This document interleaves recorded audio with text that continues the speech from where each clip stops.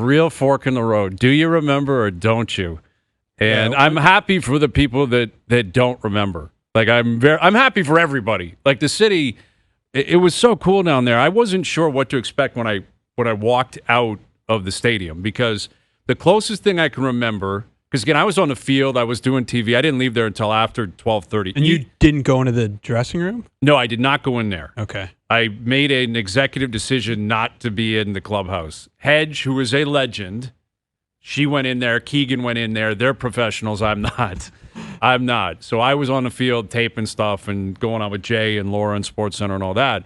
But when you know this, Jonas, 90 minutes pass, you don't know what you're walking out to into the streets. And the closest thing I can remember is, I guess, Raps, no? Yeah, but they won on the road. It would be Game 6 against Milwaukee. That was a home game. That's the closest thing I can remember. Game 6, they beat Milwaukee to punch their ticket to an NBA Finals. Were you there? I was in the building. Same thing, did a bunch of post-game stuff, and I left, and there were still people around. But last night, there were a ton of people still downtown. And there were, like, horns honking. Like, it felt nostalgic from that standpoint. When the Raptors won in 19, after they won, like, downtown was just like a big party. Was it like that? Yes, but again, I wasn't downtown because they won in Golden State.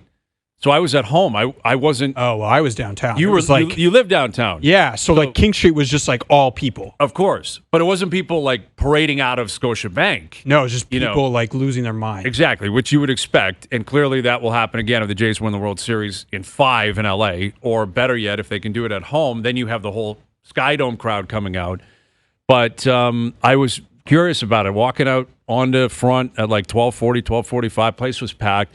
And you saw a lot of people like leaving their buildings to get into the streets, which I found kind of cool. And also a sign if you're younger, if you're like 25 and you live in a condo downtown, you're like, I'm going out. So many cool moments for the fans that were in the building. Like I was thinking about it when they were doing the slow-mos of Springer getting to first base and jumping in the air. Like all of the people in the background that could frame that and have it in their basement. Like, yes. That is a cool moment. Any kind of celebration, like where you see yourself, whether behind home plate or in that Springer moment of any kind, rounding the bases. Like, what was that? When he hit that, like, that must have been a noise and a celebration that you will never forget, and was incredible. You never could ever forget it. And again, I used the compare and contrast of the 2015 Game 5. I said it a ton last night. I'll continue to say it. You were there for the bat flip game. That was so loud. Now, it's been 10 years, so you can never get it to a decimal point. Like, you can't really remember exactly and frame your mind to, I'll never forget when he hit that home run. The build-up in the 7th inning of Game 5 that year was unparalleled. There's nothing like it. There's nothing like it. But I do obviously, it's a bigger home run. It's a more important home run. This one gets you to the World Series. That one got them to the Championship Series. It clearly surpasses the significance of the home run. And don't you kind of think that was their one shot? Yes. That's the crazy thing is, and when Bautista hit his, the game was tied, I believe. And again, they had lost the first 2 games of that series, just like the Jays did here, but then they had the momentum. Like, it felt like the Jays had the momentum. Last night, up until the bottom of the 7th, it was all in favor of Seattle. Yeah.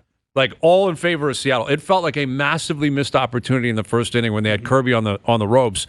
And then Kirby settled in and pitched great. Bieber was never comfortable. No. Could not find the strike zone. Never looked comfortable. You knew they were going to the bullpen, which is always unsettling. And you're right. It was a sleepy night. It was Game 1 being replicated. That's what it was. They lost Game 1 3-1. They had 2 hits. First hit was Springer, home run. The rest of it was the sleepiest night I can recall in that building. And it felt that way leading up to the bottom of the 7th. Not necessarily sleepy, but more anxious. A lot more nervous. People sitting on their hands, not because they wanted to, but because they didn't know how else to react.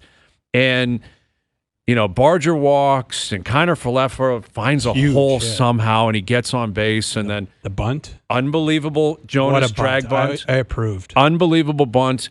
And Springer looked so awful in his previous at-bats. Yeah. Like, he looked so Well, can you imagine the uncomfortable. bruise on his knee right now? It just must be like purple. His knee must be a disaster, just mush. It was like I don't know why, because it seemed like if there was anything kind of curving, spinning outside and away, he would just lunge at it and he couldn't get to anything. Yes. Yeah. Instead, this guy got a meatball over the plate and crushes it. And he did not miss, yet it just got over the fence.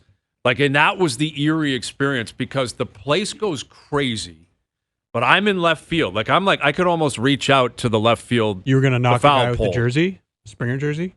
Thought about it. Nice. But it's more about in the moment, it's like floating, and you're watching it thinking, okay, Rosarena's tracking it. He's making his way to the wall.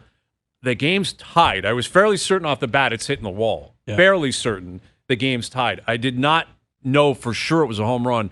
Where Bautista's, you knew it. The second he hit it, the whole world knew it was a home run. There was more suspense with the ball in the air with Springer, but it was incredible. And then after that, Chris Bassett rolls out in the 8th inning. Dude, I'm not going to lie. That scared the hell out of me. Terrified everybody. Yes. Here comes Bassett, who we've seen do mop-up duty in Game 2, and other than that, we have not seen in almost a month. But if we're going to hammer the manager for the bullpen in the other game, kind of got to Brilliance. give him credit for how they did it this time. No, but Brilliant. they were wheeling out there like Bassett was some kind of flex, and I'm like, I don't know about this guy, man. This scares the hell out of Well, me. and especially going Gosman to Bassett, not Bassett to Gosman, right? I thought maybe there was a chance they'd send Gosman back out for the 8th. Me too. But That- he didn't have it. No, and he's short rest. He had just pitched, and he got through the meat of the order. That was significant. They walk Raleigh, and he gets out of that jam. It was incredible, and that allowed for Springer to do what he was about to do, and then Bassett into Hoffman. And you're right, like John Schneider, they all got the job done. Like we keep talking about where this moves the goalposts in terms of comparing and contrasting all the great teams of the past. What happened last night is Shapiro and Atkins surpassed Beeston and Anthopoulos too, which no one wants to give them credit for that. Dude, I'm not going to lie, Hayes. I was happy to see Ross. Like, people gave it to that. We gave it to him. We were like, these guys don't know what they're doing. And we talked about internal improvement. Someone said we should do a whole hour on internal improvements because they were just floating out stuff that was crazy. Yeah. And the team was not doing it. And we were giving it to them. Yes. Listen, last year, they knew it was coming. They were more disappointed than anyone else. That's their club. Shapiro and Atkins put the whole thing together. It's their puzzle. They put it together, and it was a disaster. It was one of the more disappointing years you could ever recall in their almost 50-year history. And yet this year, they made a lot of moves, including changing the hitting coach. David Popkins should be a household name. He's not, but he should be. They found guys like Lucas and Clement. They brought up guys like Barger. Obviously, they signed pieces. They made moves at the deadline that paid off. And it's crazy to think it, but like they've surpassed, outside of Gillick and Beeston, who was there for the original one. But if you look at just management, Gillick was obviously the architect. Anthopoulos was the architect in 15 and 16. These guys have passed them.